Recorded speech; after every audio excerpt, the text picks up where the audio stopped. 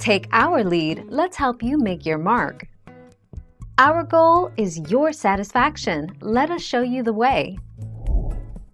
When you dress your coleslaw, the cell walls break down, as I stated above. This releases moisture, which mixes with your dressing and makes your coleslaw watery and mushy.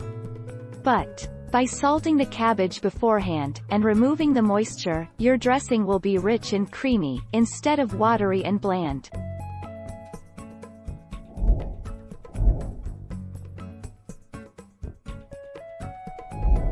Make your mark, take our lead. Toss the shredded cabbage with salt and let it rest for about 30 minutes.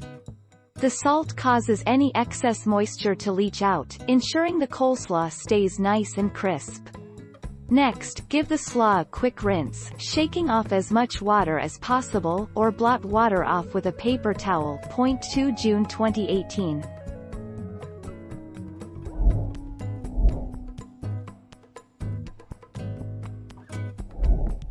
Take our lead.